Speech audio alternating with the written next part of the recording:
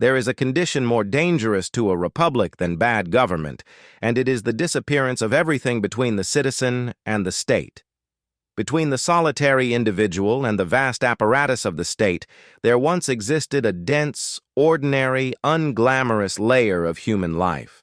The church supper, the union hall, the lodge meeting, the PTA, the volunteer fire company, the neighborhood bar where a man knew the bartender's children's names. These were not civic luxuries.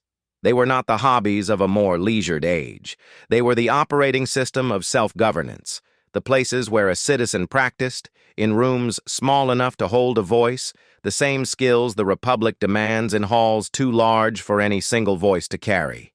Compromise, deliberation, the art of persuading someone who does not yet agree with you and may never agree with you. The discipline of showing up, Thursday after Thursday, for a meeting you did not call, on a matter you did not choose, alongside people whose company you did not select. This is the apprenticeship of self-governance. It has no curriculum, it has no credential.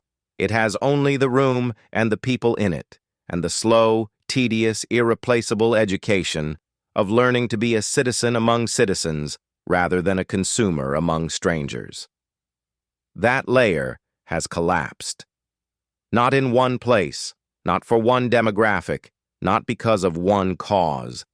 It has collapsed everywhere, for everyone. And the collapse is so quiet that most Americans do not recognize it as a public event. They experience it as a private feeling, a vague aloneness, a sense that something is missing, a scrolling through a phone at 10 o'clock on a Tuesday night in a house that is very clean and very silent. They do not connect this feeling to the Republic, but the Republic is built on what happens in those rooms, and the rooms are empty. When Alexis de Tocqueville arrived in America in 1831, the thing that astonished him was not the Constitution. It was not the size of the country or the energy of its commerce. It was the extraordinary, almost compulsive tendency of Americans to form associations. Americans of all ages, all conditions, and all dispositions constantly united. They formed religious societies and moral societies, serious societies and trivial ones, societies of enormous scope and societies that could meet in a parlor, where a Frenchman would petition the government and an Englishman would appeal to a lord, an American would call a meeting, elect a chairman, appoint a committee, and get to work. Tocqueville did not record this as a curiosity. He recognized it as the thing that made the Republic work. The American Republic did not function because its Constitution was well written. It functioned because its citizens had developed, through relentless practice, the art of governing themselves in small before they were asked to govern themselves in the large. The township meeting was liberty's primary school. The jury system conscripted every citizen into the administration of justice and taught him, in Tocqueville's precise formulation, not to recoil before the responsibility of his own actions. The voluntary association was the Republic's immune system, the way democratic peoples combated the natural tendency of equality to keep men asunder. Without associations, equality produces not liberty, but isolation. Each man severed from the mass of his fellows, drawn apart into his own little circle, leaving society at large to itself. Tocqueville identified with the diagnostic clarity of a man observing a patient he admired but feared for, the disease that would follow if this habit ever failed.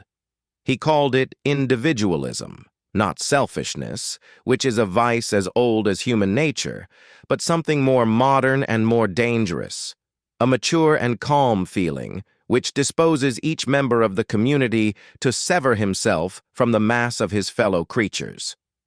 The individualist does not hate his neighbor, he simply does not know him. He has no reason to know him. He tends his own affairs, raises his own children, and leaves the business of the Commonwealth to whoever claims it. And then Tocqueville delivered the warning that should be carved above the door of every legislature in America. A despot easily forgives his subjects for not loving him, provided they do not love each other.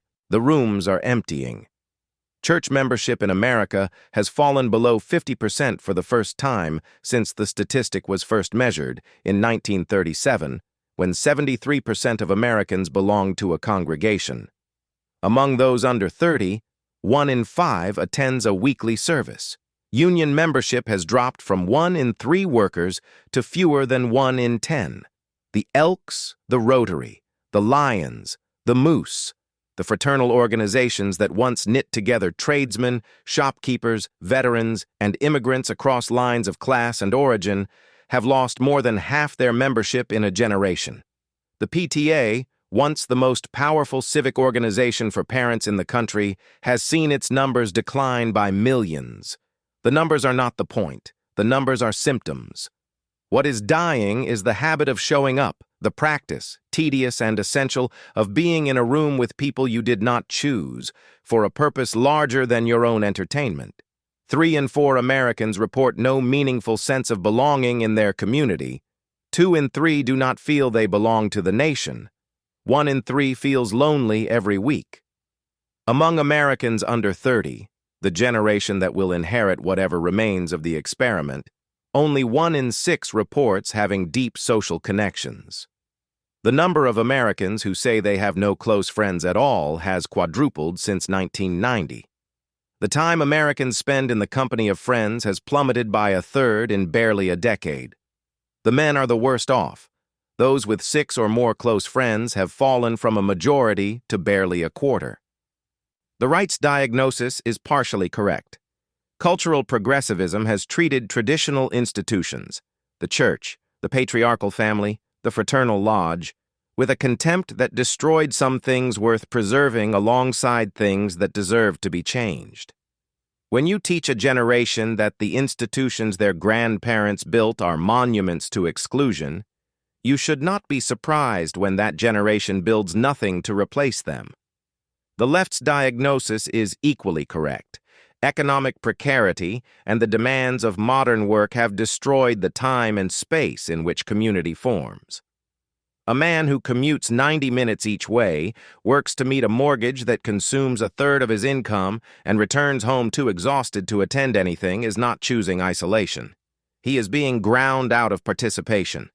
When you organize an economy around the extraction of every available hour and dollar from the individual, you should not be surprised when the individual has nothing left to give to his neighbor.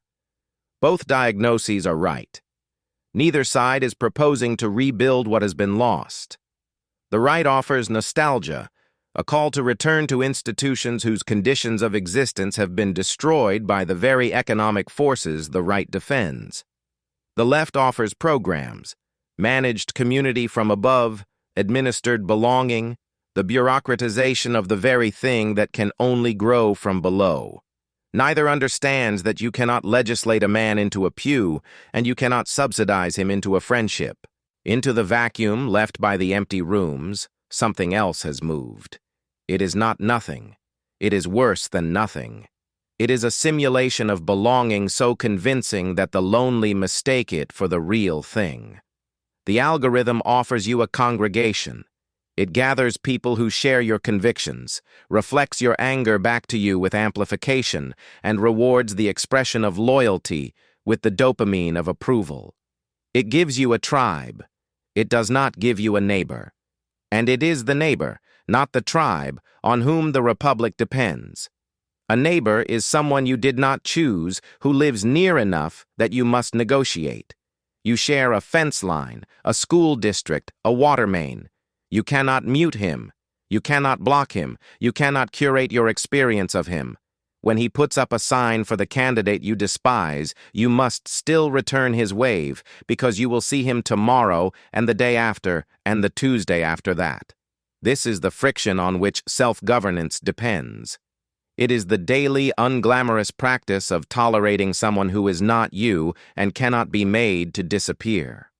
An algorithm removes this friction entirely.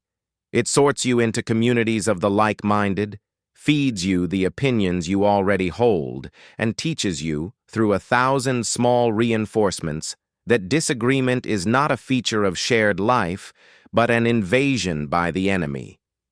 It gives you the sensation of belonging, the warmth, the solidarity, the feeling of being seen, without any of the costs, The compromise, the showing up, the staying when you would rather leave, the listening to the man whose views you find intolerable because he coaches your daughter's soccer team and you will see him Saturday.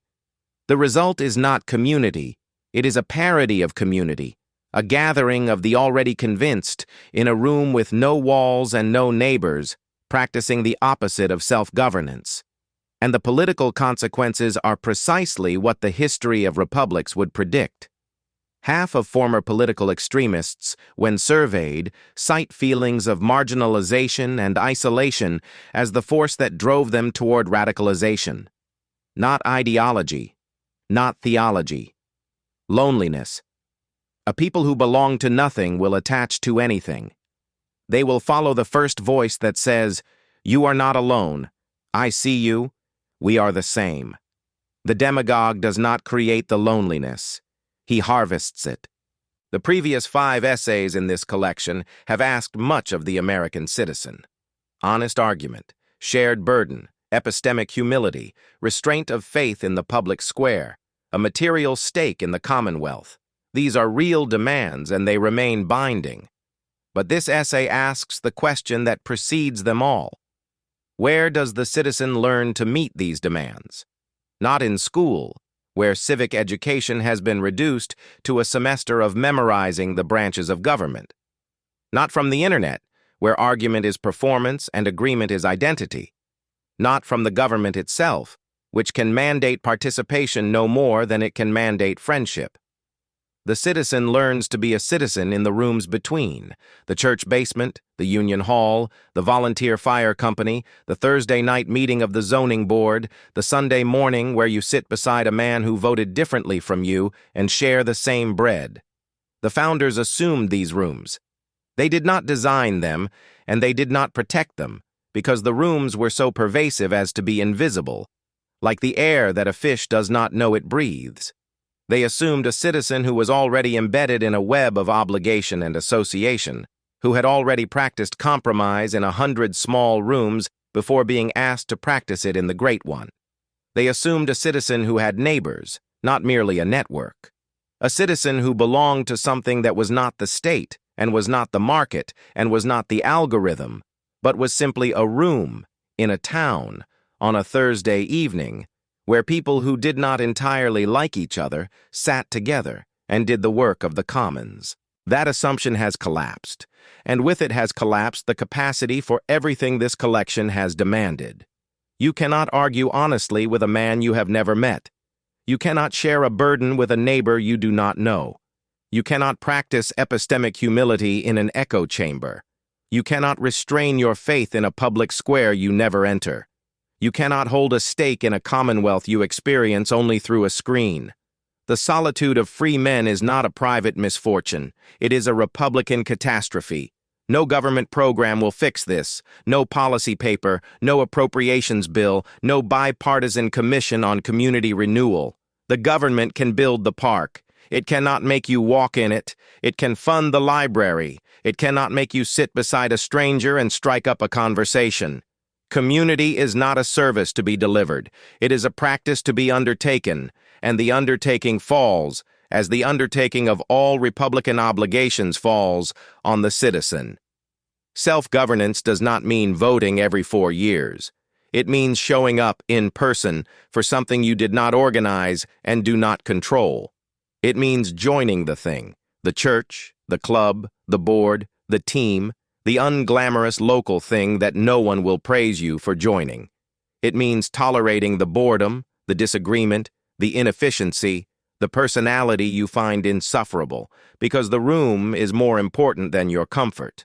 And what happens in the room is the republic in miniature. There is a meeting hall in every town in America.